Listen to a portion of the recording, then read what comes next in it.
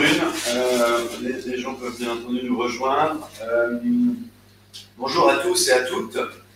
Je m'appelle Thierry, je suis le cofondateur de l'agence Digital Keys. Aujourd'hui, on a organisé un webinaire sur le thème du e-commerce avec une thématique assez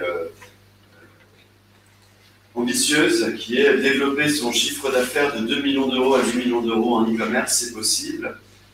On a, dans le cadre de notre activité chez Digital Keys, accompagné plusieurs clients depuis quelques années avec cette problématique-là, cet enjeu-là, cet objectif-là que nous avons réussi à surmonter. Et aujourd'hui, on va voir que, évidemment, c'est plus intéressant en termes de création de valeur et de création de marque d'avoir un site e-commerce qui fait 10 millions d'euros plutôt que on a la chance d'accueillir avec moi mon collaborateur Cyril Moindreau, qui est le responsable directeur e-commerce de l'agence, et l'un de nos clients qui s'appelle Charles Gauthier, qui est responsable e-commerce et digital de Procopie par l'intermédiaire d'un site que vous connaissez peut-être si vous avez une piscine qui s'appelle Piscine Click, et le groupe BVT, qui est un groupe spécialiste dans le domaine du traitement de l'eau et de l'eau. Alors, donc aujourd'hui, on a un sommaire assez simple, quelques chiffres sur le e-commerce. On va vous décrire l'écosystème d'un e-commerce efficace, comment on construit une marque durable et rentable, la méthodologie qu'on a développée pour investir et piloter les budgets médias, parce qu'on va voir que c'est un élément important dans le développement d'un site internet, et quelques conseils. Évidemment, si vous avez des questions, vous pouvez l'inscrire dans le chat, puisqu'on a Bastien et Clara qui sont là pour vous répondre. Et on va conserver 10 à 15 minutes à partir de 10h30 environ, aux questions-réponses.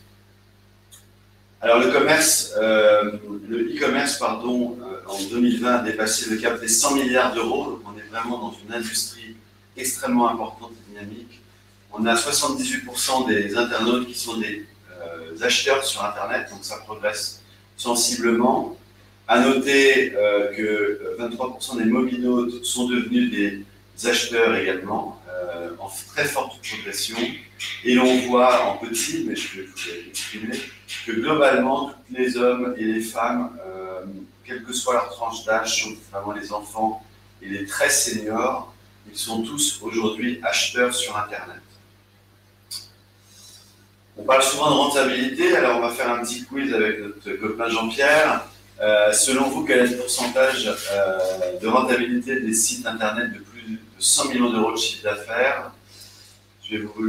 Malheureusement, ce n'est pas interactif, mais évidemment, la question est à 73% des sites aujourd'hui qui font plus de 100 millions sont rentables. Donc il y a une rumeur persistante que, quelle que soit la taille, les sites ne sont plus rentables. Ils le sont. Les sites de moins de 10 millions d'euros, en revanche, 50% sont rentables et 34% sont à l'équilibre. Donc c'est pour ça qu'on a un effet de seuil important, qu'il faut essayer de chercher quand même un peu de croissance pour obtenir une meilleure rentabilité sur les sites de e-commerce. Pour augmenter les ventes, les marques, elles ont bien compris, et c'est notre métier, qu'il fallait augmenter le budget marketing digital. Mais je ne vais pas vous vendre ça aujourd'hui, je vais vous dire surtout que l'investissement seul ne garantit pas le succès. Il doit s'appuyer sur un écosystème e-commerce optimisé, on va le voir après, une marque forte, voire très forte, et une approche méthodologique dans le choix et le pilotage des sources de trafic qui est extrêmement importante. Alors l'écosystème, on va essayer de le décrire déjà de façon synthétique par l'intermédiaire de best practice.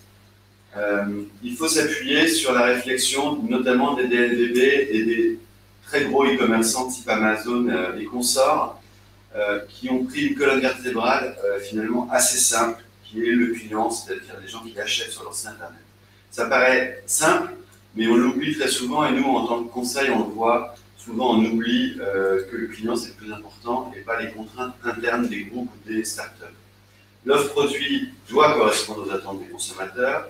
Les produits sont disponibles, j'insiste, les produits sont au bon prix. On ne fait plus aujourd'hui, en 2021, de promotion incompréhensible.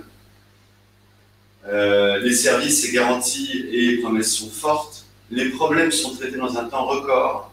Il n'y a plus de SAV bizarroïdes, ça ne fonctionne plus. Les remboursements ne sont plus discutés, très peu. Le service est assuré, on communique, on est transparent. Et les consommateurs, aujourd'hui, ont le choix de la livraison, du délai, des moyens de paiement. En clair, on simplifie la vie des gens. Il y a encore quelques années, on disait que le choix tuait le taux de transfo. Aujourd'hui, c'est précisément l'inverse. Les consommateurs se sont habitués.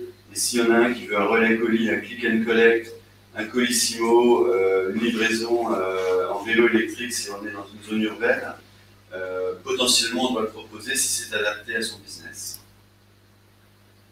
Un site qui transforme, on va faire intervenir dans 2 slides notre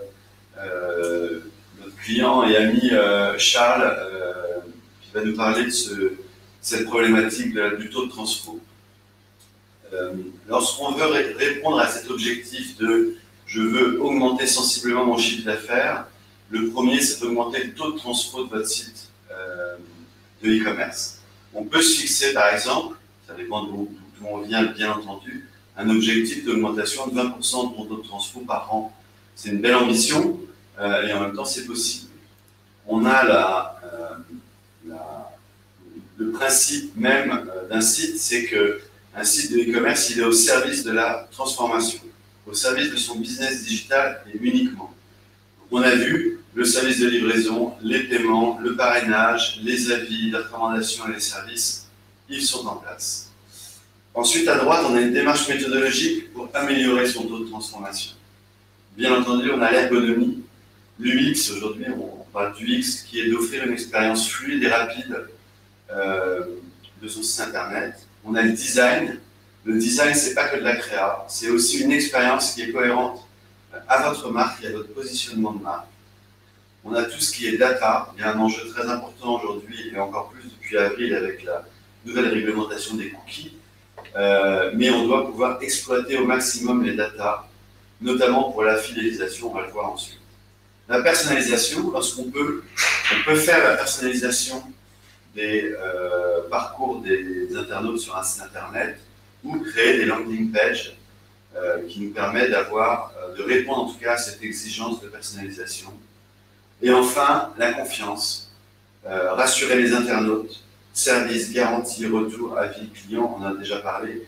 Tout ça, c'est très important pour l'accueil d'un nouveau client et c'est encore plus important pour la fidélisation des clients. Je vais laisser la parole à Charles qui va peut-être nous faire un petit témoignage sur les landing pages et sur ce qu'ils ont fait sur le site de PissingClick. Merci Thierry, bonjour à tous. Alors moi aujourd'hui, c'est vrai que je vais revenir sur l'expérience qu'on a vécue sur le site PissingClick. En fait, il y a 2 ans, mon équipe et moi, on a dû relever le challenge de vendre des piscines bois sur Internet pour un panier qui oscille entre 2 000 et 10 000 euros. Donc, on est donc bien loin du panier moyen annoncé tout à l'heure par Thierry à 61 euros. Et pour relever ce challenge, on a donc dû repenser l'ergonomie, le design du site, l'arborescence, mais vraiment essayer de recentrer le visiteur pour lui donner les bonnes informations. Donc, tout à l'heure, Thierry a annoncé le design. Le design, il y a une notion d'esthétique graphique qui a une importance pour amener de la pertinence au site, être dans l'air du temps, et ça permet aussi de valoriser la marque pour voilà, soigner l'esthétique autour de ça. Mais c'est pas forcément cette notion qui amène à la conversion. En tout cas, c'est ce que moi j'ai remarqué. Pour cela, le travail, il s'est surtout focalisé sur les fiches produits dans lesquelles on doit convaincre le visiteur de 2 choses. La première, c'est bien évidemment la pertinence du produit. Il faut vérifier qu'il correspond bien aux attentes du client, que le produit est qualitatif. mais c'est aussi la pertinence du site lui-même. Pourquoi je vais venir acheter chez vous plutôt que sur un autre site? Et c'est ce travail-là qu'on a essayé de mettre en place. Et pour cela, il y a un premier élément qui est assez facile, qui est le contenu. Le contenu, il faut essayer d'arrêter de penser à Google et au SEO 5 minutes, et il faut vraiment axer son discours pour le visiteur. Donc l'idée, c'est d'enlever un peu tous les freins, les doutes, et de convaincre sur la pertinence du produit. Et donc pour une piscine bois, il y avait quand même beaucoup de choses à dire. Donc c'est important d'essayer de structurer l'information. On va venir mixer le contenu avec des images, des vidéos, du texte. Vraiment un maximum d'éléments pour donner déjà un descriptif le plus complet du produit. Alors c'est vrai que les agences comme Deka nous le répètent souvent, faites attention voilà, au contenu, et on a essayé de suivre cette règle-là. Et ensuite, une fois qu'on a présenté notre produit comme il se doit, il faut maintenant qu'on rassure le client sur le professionnalisme de notre société. Et pour ça, on a d'abord mis les marqueurs un peu classiques, donc les infos de livraison, le paiement sécurisé, le SAV, les avis clients, idéalement avec un organisme indépendant comme Avis Vérifié ou Trustpilot pour les citer, qui vont vérifier donc la qualité et l'authenticité des avis. Et, euh, et donc là, on a déjà fait une bonne partie du travail. Ensuite, pour moi, l'élément qui a le plus de sens, c'est d'essayer de mettre en relation finalement le client et un commercial, soit par un échange téléphonique, soit par du chat.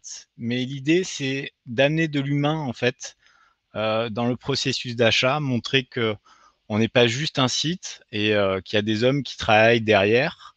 Et l'intérêt de ça, c'est que on va pouvoir montrer son expertise. On va même pouvoir amener à de l'achat complémentaire quand on est bon, mais ça permet d'enlever les doutes, confirmer l'information. Nous, on a beaucoup de clients qui nous demandent finalement de répéter ce qui est écrit en énorme sur la fiche produit. Oui, c'est bien garanti 2 ans. Oui, c'est bien comme ça. Et cette relation humaine, malgré tout, pour moi, elle reste primordiale, même sur de la vente en e-commerce. Et d'ailleurs, on constate que une piscine sur deux passe par un échange préalable au téléphone. Donc, Merci Charles. Je voudrais ajouter pour tout le monde qu'en effet, la complémentarité des canaux, c'est extrêmement vrai sur des produits, comme tu dis, techniques et ou des produits à fort panier. Parce qu'on achète 2000 ou 10 000 euros sur Internet, on a souvent besoin d'être rassuré. Ce qu'a fait Charles sur Piscine Click, à partir du moment où on a réussi à faire des landing pages ou à modifier les fiches produits, etc., on a commencé à vendre, puis à vendre beaucoup de piscines. Et avant, on en vendait très peu, tout simplement. Donc c'est un fort travail. Merci Charles pour ce témoignage. Je vais continuer, puis on se reparlera tout à l'heure, probablement au moment des questions-réponses. Pour continuer sur les quelques exemples, vous avez à gauche une capture écran avec toutes les cartes bancaires que je ne sais plus quel site accepte. Donc vous voyez les Visa, Mastercard, les cartes Fnac, le PayPal, etc. Vous avez Cézanne sur son service client, sur son site. Si vous avez une question, vous avez un WhatsApp, un Instagram, évidemment une FAQ, etc. Système de chat. Saranza qui fait un système de chat, mais avec la communauté, c'est-à-dire que ce sont les clients qui répondent aux demandes des autres clients. Donc, ils ont déporté, et ça, c'est vraiment un système qui est très rassurant pour un nouveau client s'il y a une communauté derrière lui. Tous les systèmes de livraison gratuits que vous pouvez avoir chez Vipi, Fnac, Amazon et autres, c'est en train de se développer sur les gros sites, et c'est du service. Comme le disait Charles, la commande par téléphone, donc ça c'est une capture écran d'un site de textile qui n'a rien à voir avec des piscines. avec des paniers moyens de l'ordre de 150-200 euros. Mais il y a des gens qui aiment, en tout cas, il y a une partie des gens qui commandent par téléphone. Les nouveaux services, avec l'exemple de la Redoute, les informations d'une fiche produit, vous avez, là je crois que c'est Sarenza, ajouté au panier avec la notion d'heure, un peu comme sur Booking, pour savoir quand vous allez être livré de votre paire de chaussures, les garanties de livraison 24 heures et les avis clients qui sont soit juste labellisés comme Google Avis, soit avec les témoignages comme vous l'avez en bas. Tout ça, c'est présent pour rassurer et ça fait vraiment partie des best practices. Ça va alimenter pour le développement de votre site internet la fidélité et le CRM. On sait que les clients fidèles aujourd'hui ont un panier moyen supérieur, allant jusqu'à 10 fois celle du premier achat suivant le business que vous avez. Nous, en tant qu'agence, c'est vrai qu'on cherche souvent à aller chercher des nouveaux clients. Depuis 3 ans, on travaille énormément à la fidélité parce que, bien entendu, c'est là où on a souvent une réserve de business extrêmement importante. Alors, quand on fait du CRM, c'est pas juste envoyer des emails et des newsletters à une base de données opt-in. Déjà, on va analyser toutes les données qui sont disponibles dans une entreprise. Lorsque vous faites déjà 2 millions d'euros de chiffre d'affaires, vous avez des données et souvent plus que ce que vous imaginez. On doit faire une étude de segmentation de la base de données, ce qu'on appelle des études RFM. C'est basé sur la récence, fréquence, montant des achats des internautes. C'est un peu la base de la segmentation. Après, il y en a d'autres. On pourrait faire un webinaire là-dessus sur les études FRAT et autres. Les études de navigation. Ça, on va segmenter une base de données, on va la toper dans un jargon, et comme ça, on va pouvoir faire des mises en place de scénarios entre les gens qui reçoivent des emails, les gens qui ne reçoivent pas d'emails, les gens qui vont en magasin, pas en magasin, sur le site, pas sur le site, etc. etc. C'est une réflexion qui est longue, et aujourd'hui, sur un site qui fait 2 millions d'euros, on doit avoir entre 30 et 35% et 40% même du chiffre d'affaires qui est engagé par cette fidélité. C'est un véritable objectif et c'est comme ça que vous allez créer de la valeur et de la croissance. Oups, ça passe pas. J'étais trop vite, excusez-moi, j'ai cliqué 2 fois. Vous avez IDKit, qui est un groupe, donc il y a plusieurs marques, Oxybul et Okaidi et compagnie, qui sont des marques très puissantes, où eux, ils ont réinventé en plus la notion marketing du multicanal. Donc bien entendu, ils font du SMS, de l'email, du push, de la wallet, et ils font un live streaming chaque vendredi qui n'est pas du tout transactionnel.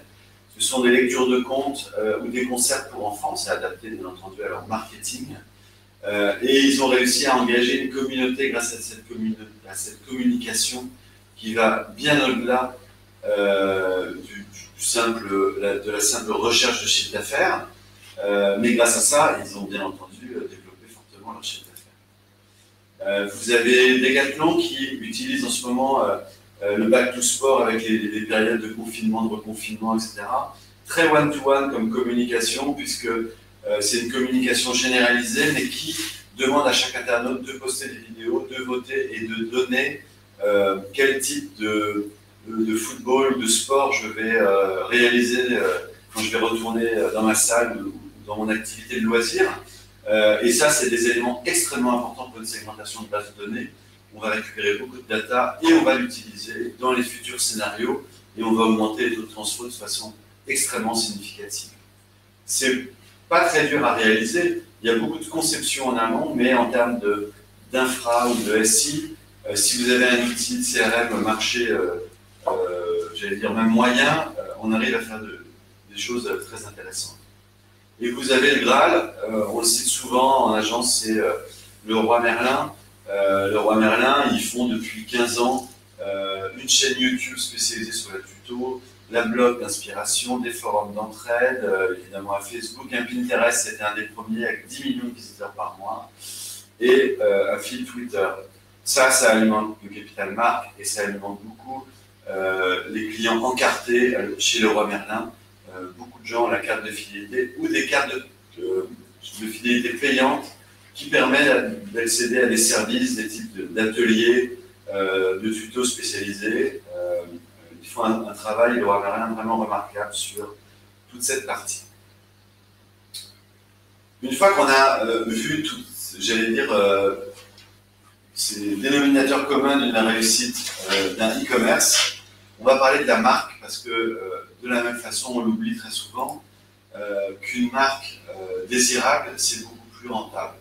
Il y a une étude qui montre que le revenu des marques au branding pertinent a été 28% plus importante que les autres marques. Ça reste des études, mais on a, et nous on le voit chez tous nos clients, ceux qui arrivent à développer une marque ont beaucoup plus de performance, et surtout de performance durable, par rapport à une simple URL. Donc une marque, qu'est-ce que c'est?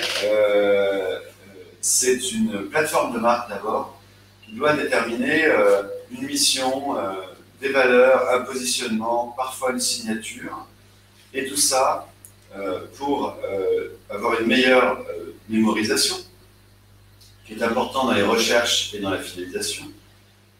Tout simplement, quand vous faites partie d'un groupe, vous êtes une start-up, vous créez de la valeur. Et puis on va avoir, un peu au même titre que la fidélité, une part significative de trafic non payant qui va augmenter puisqu'on a plus de requêtes marques. Ces requêtes marques coûtent rien ou très très peu cher dans votre budget. Les taux de clic, lorsqu'on tape une marque, ils sont très importants. Donc ça va améliorer vraiment l'écosystème global. Et puis bien entendu, les taux de transfo s'envolent. Lorsqu'on tape une marque, ça va devenir notre étalon. On va le voir tout à l'heure avec Cyril. La marque est reconnue, le service est irréprochable, les avis clients sont bons. Ça, c'est un écosystème classique. Et quand on parle de mission, on a beaucoup d'exemples, mais je vous invite à regarder pour les gens qui ne font pas beaucoup de marketing et qui nous écoutent aujourd'hui. On va prendre le leader des matelas, Teddy Bear. Ce sont des boîtes qui sont énormes. Hein, c'est des e-commerce supérieurs à 100 millions d'euros. C'est très simple. C'est l'incroyable matelas, le seul matelas ferme et accueillant à la fois. Ça paraît hyper simple, mais c'est une partie de leur succès, la positionnement de marque simple. Cézanne, que vous connaissez probablement tous, eux, ils n'ont même plus de signature, mais ils ont une page sur leur site, une longue page, sur le à propos, qu'est-ce qui se cache derrière l'étiquette de Cézanne, où on a tout l'historique et les valeurs, et d'où ils viennent et où ils veulent aller. Et de la même façon, le Slip français, qui a résumé sa marque, ici, du bon à porter, qui, depuis 2011, il donne l'origine, fabrique des vêtements honnêtes, des essentiels décomplexés, aussi désirables et confortables, pensés et confectionnés localement pour un bon impact positif. Tous les mots sont importants dans cette mission d'entreprise et ça va résonner sur leur communauté et sur leur fidélité et donc sur leur taux de transfo et donc sur leur développement e-commerce qui est le sujet aujourd'hui. Alors la logistique, je vais y passer vite, mais ça fait partie des best practices si vous voulez faire 10 millions demain. Elle est tout simplement irréprochable. On pourra voir dans les questions-réponses tout à l'heure Charles qui a aussi dans son titre de directeur e-commerce une grosse expérience tech. Souvent dans les groupes ou dans les startups, on se rend compte que les outils se parlent mal. Et ça, c'est une question très importante. Que le ERP, le logiciel logistique, CRM, logiciel SAV, ils doivent être plugués. La connaissance, elle doit être partagée par toute l'entreprise pour que la logistique soit irréprochable. Aujourd'hui, c'est quelque chose de absolument obligatoire. Alors, en synthèse, avant que je laisse la parole à Cyril, on a, pour réussir, on doit avoir une vision claire du business à 3 ans et pas à 6 mois. On doit construire une marque et pas une URL. On doit construire une promesse une promesse forte de sa marque. On doit avoir donc un bon site, UX, rapide, moteur de recherche interne puissant, etc., etc. On doit avoir la même culture du résultat entre le département technique ou votre boîte, votre sous-traitant, et le service e-commerce. La connaissance client et la data doivent être partagées au sein de l'ensemble de l'entreprise jusqu'à la direction générale, et surtout jusqu'à la direction générale. Bon service commercial et téléphonique, une bonne logistique, un bon service. On doit juste être parfait. Et tout ça, ça doit cohabiter parce que la culture entre clients, technologie, partenaires et organisation, souvent sont un petit peu différentes. Donc, on doit vraiment travailler en partenariat avec tous ces chantiers-là. Maintenant, on va voir le parti média, parce qu'une fois qu'on a réussi à mettre en place toutes ces best practices, et ben, on doit appuyer sur le champignon et investir de l'argent. Et Cyril est là pour nous en parler. Effectivement, il y a un moment, il faut commencer à faire venir des visiteurs sur ces sites. Et pour ça, l'objectif, il est de pouvoir investir des budgets médias et de le faire de manière pertinente. Aujourd'hui, pour réussir à faire des ventes ou collecter des leads, comme on a fait dans l'exemple de Click, il est nécessaire de toucher les internautes plusieurs fois. Déjà, en première étape, les faire découvrir la marque, et ensuite pouvoir les retoucher au cours de leur parcours et de leur recherche, tout simplement.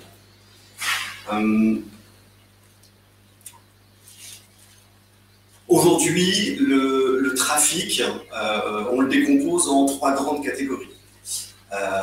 En tout premier, on a l'univers de la marque, l'écosystème, le cadre rouge dans le dessin, qui est l'écosystème de base, qui est finalement le socle fondateur,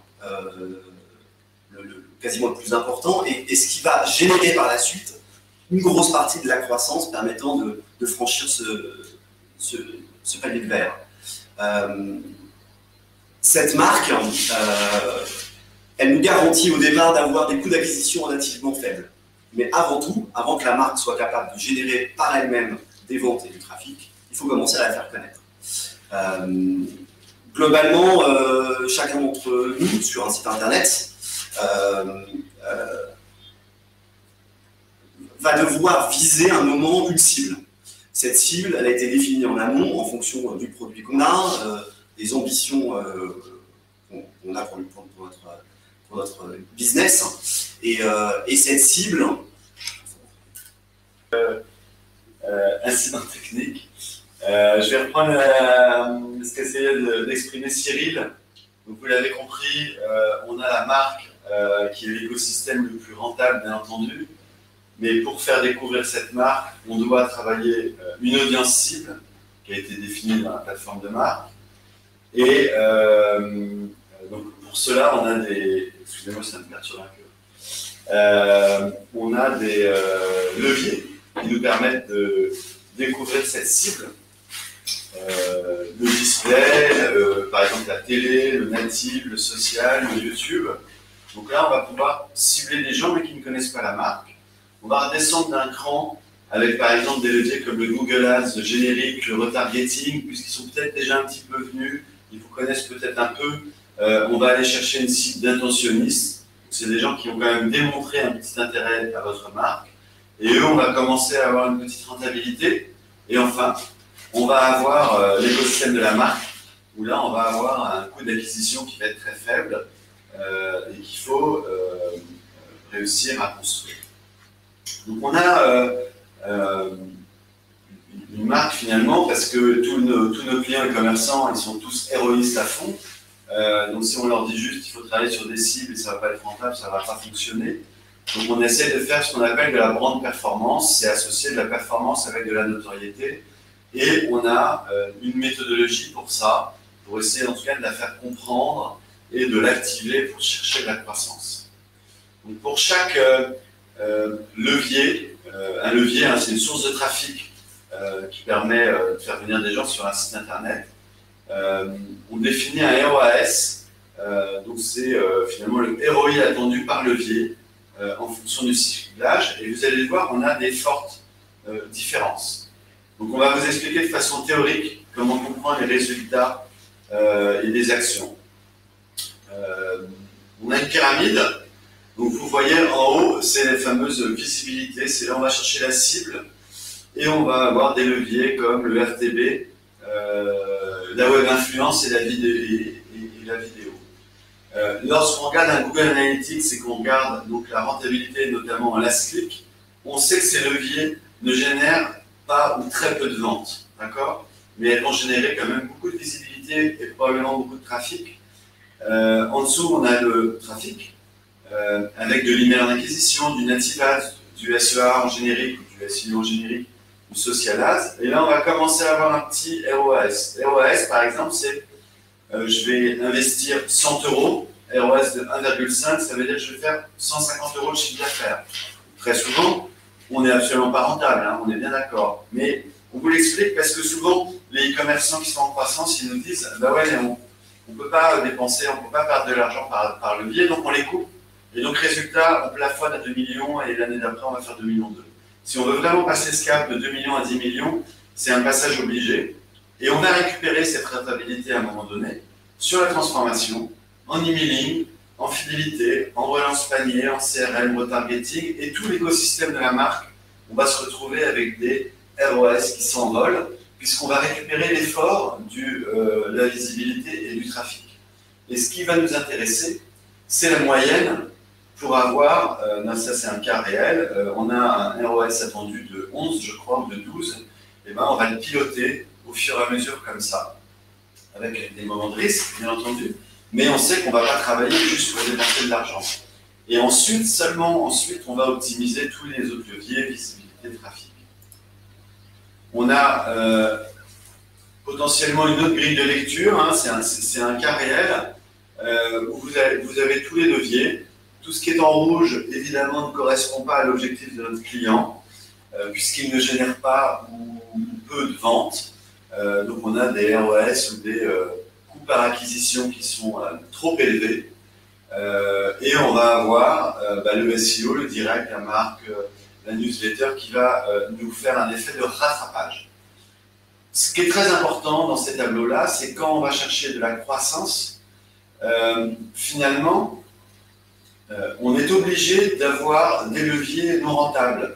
Ce client-là, on pourrait très bien être sur toutes les lignes en noir, mais on n'atteindrait pas son volume de 8000 ventes par semestre qu'il souhaite atteindre. S'il y en avait 2000, on n'aurait aucun problème, on n'aurait pas de rouge. Mais 8000, on est obligé de passer par ce chemin-là.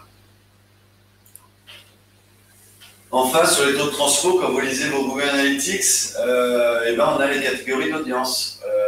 Audience cible, on n'a pas. Ou un petit taux de transfo, intentionniste, ça va être mieux, et une marque, ça va être mieux. Votre taux de transfo marque, c'est votre étalon. C'est celui qui va nous guider lorsque on récupère un e-commerce, qui va nous guider en montrant son potentiel et en montrant la puissance de la marque. Quand vous avez 4, c'est pas mal. Ça veut dire qu'on va commencer à avoir déjà un peu de rentabilité sur les intentionnistes. Et pas beaucoup, mais en tout cas, on va faire des actions qui sont pas mal en audience cible. Si votre marque elle est seulement à 1%, et tout le début de notre présentation, il va falloir la prioriser avant de commencer à investir en médias. Sinon, on n'y arrivera pas. Enfin, vous avez, évidemment, on investit pendant les temps forts. Alors, ça dépend de votre business, mais dans la piscine, ce n'est pas le même temps fort que dans le textile ou que dans les cadeaux. Mais on doit définir un plan de communication qui est lié à votre plan commercial. Plan commercial ne veut pas forcément dire plan promotionnel. Hein. Mais bon, si vous êtes dans le textile, il y a les temps forts, les soldes, la fête des mères, la fête des pères, Noël, etc. Et puis dans la piscine, ça peut être la saison. Nous, avec Charles, on travaille sur la météo. Chacun doit définir son plan commercial et en fonction de celui-ci, les équipes internes ou les équipes de Digital Key, on va activer les sources de trafic online en cohérence à votre plan de communication. En synthèse, on a, vous l'avez je pense compris, j'espère, un écosystème efficace, taux de transfo, infrastructure, une marque forte et reconnue, en tout cas on s'inscrit dans cette démarche pendant au moins 3 ans, et des sources de trafic maîtrisées dans la data, on sait pourquoi on gagne de l'argent et on sait pourquoi on perd de l'argent. Il ne faut pas avoir peur d'en perdre si on veut chercher de la croissance, ça s'appelle de l'investissement. Un tout petit conseil avant de passer aux questions-réponses. On a 2 leviers qui sont souvent oubliés, qui sont l'emailing à la performance et le native ads. Évidemment, on aurait pu en mettre beaucoup plus des leviers d'acquisition ou des leviers de fidélisation. On en parle parce qu'ils sont parfois oubliés ou parfois décriés. Ils associent selon nous de la notoriété et un pilotage fort à la performance. Ils sont scalables, ils sont faciles à mettre en place et ils ont des tickets d'entrée qui sont souvent pas très élevés pour pouvoir faire des tests et ils sont européens, voire mondiaux pour certains. Excusez-moi, je vais prendre les nouvelles de Cyril, ça va? Bon, ça va. Il nous a fait une petite baisse de tension. Ouais. On va passer, difficile pour moi de faire un quasi-monologue. Merci Charles et merci Cyril. Ça fait 37 minutes, je ne sais pas s'il y a des questions. On me dit au plateau qu'il n'y a pas de questions, donc si vous en avez, c'est le moment. C'est compliqué hein, pour moi, pas pour les speakers, parce qu'on n'a pas de retour. Je parle devant un écran, donc n'hésitez pas. Voilà. Et puis, si vous n'avez pas de questions, on va bien entendu vous envoyer aux participants, ou en tout cas à la plupart, cette présentation où vous découvrirez la présentation de l'agence. Ah, super, merci.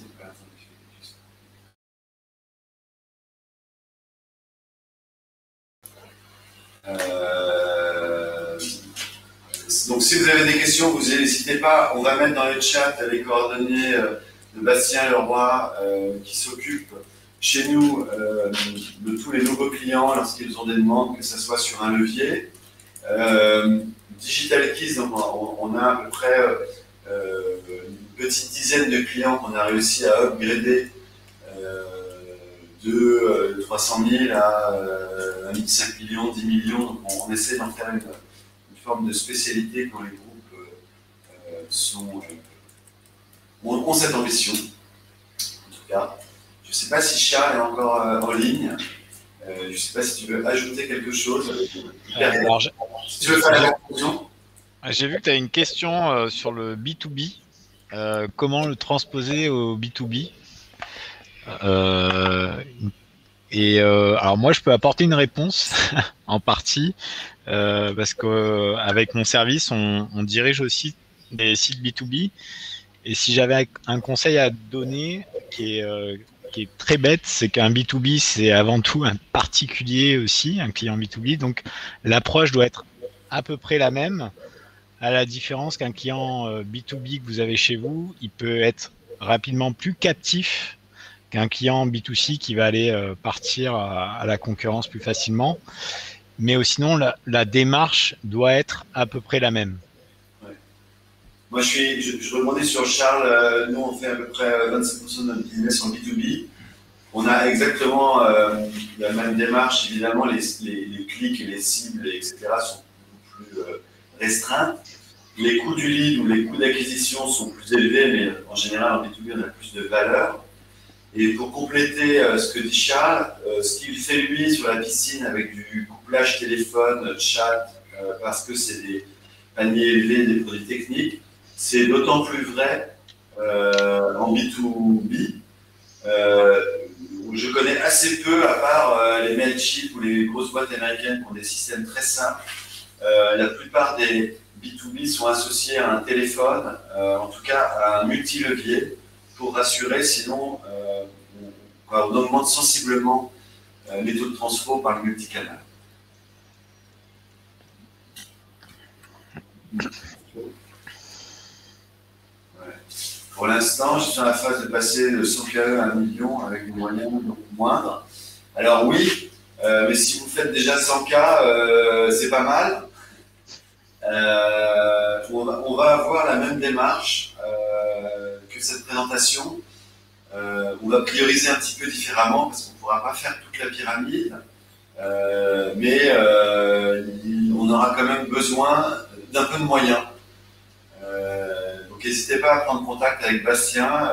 On a déjà fait évidemment du 100K à 1 million d'euros, mais il faut qu'on regarde le site et voir par quel bout le prendre. En tout cas, toutes les best practices qu'on a évoquées en début de présentation, ils sont à mettre en place de la même façon pour passer de 100 à 1 million.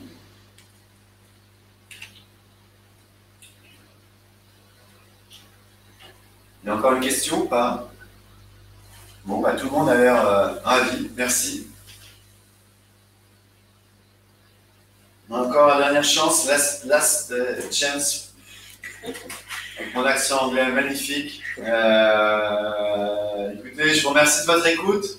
À très bientôt, au moins sur les réseaux sociaux. N'hésitez pas à nous suivre. Toute l'équipe de Digital Keys est à votre disposition. Et je vous souhaite une excellente journée et une très bonne fin de semaine. Et si vous n'avez pas été encore en terrasse, n'hésitez pas, c'est très agréable. À très bientôt.